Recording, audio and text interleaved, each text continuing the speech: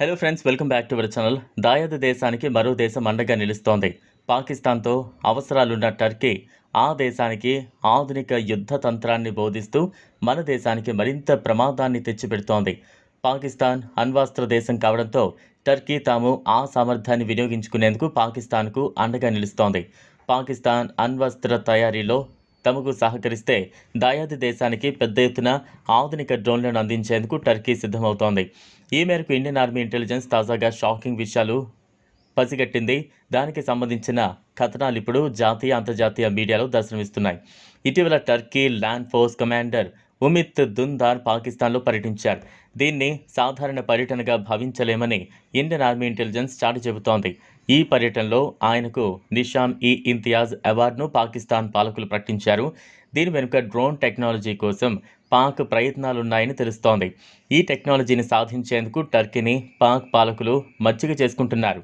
పాక్ అత్యున్నత పురస్కారం నిషాన్-ఇ-ఇంతియాజ్కు టర్కీ కమాండర్కు ఇచ్చారని తెలుస్తోంది.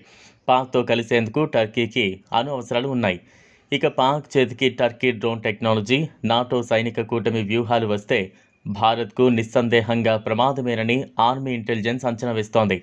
ప్రపంచంలో అత్యంత అధునాతనమైన డ్రోన్ టెక్నాలజీ కలిగిన దేశాల్లో టర్కీ ఒకటి. ఆ దేశం వద్ద బేర్తర్ TB2 డ్రోన్లున్నాయి. ఇవి అత్యంత ప్రమాదకరం. దీనికి తోడు ఆ దేశం వద్ద నాటో దళాలు అనుసరించే రోబోటిక్ యుద్ధ తంత్ర వ్యూహాలున్నాయి. వీటిని అమెరికా నేతృత్వంలోని సేనలు ఆఫ్ఘన్ యుద్ధంలో వాడాయి. ఆ నాటో సేనల్లో టర్కీ కూడా ఒక భాగం. నాగర్నో కరాబాఖ్కు యుద్ధానికి ముందు అజర్బైజాన్కు అందజేసింది.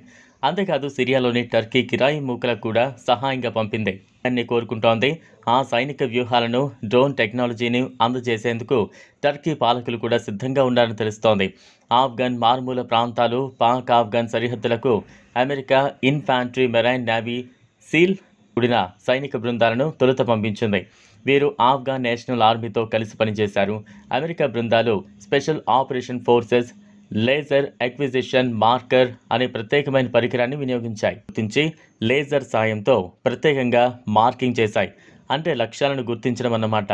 ఆ తర్వాత సంకీర్ణ నాటో దళాల విమానాలు, డ్రోన్లు రంగంలోకి దిగి ఆ లేజర్ మార్కింగ్ను తమ గైడెడ్ JDAM బాంబులకు లాక్ చేసి ప్రయోగించేవి.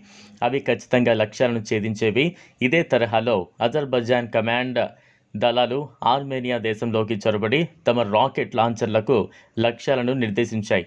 అజర్బైజాన్, దాని మద్దతు దళాలకు టర్కీ మిలిటరీ అకాడమీ, పాకిస్తాన్లో నాటో తరహా శిక్షణ లభించినట్లు రేడియో ఫ్రీ యూరోప్ అనే సంస్థ ఇటీవల వెల్లడించింది. టర్కీ దళాలకు ఆఫ్ఘన్లో పనిచేసే అనుభవంతో నాటో వ్యూహాలను వంటబట్టించుకుంటోంది. ఈ వీడియో మీకు నచ్చినట్లయితే లైక్ చేయండి, షేర్ చేయండి, ఛానల్ను సబ్స్క్రైబ్ చేసుకోండి. Thanks for watching.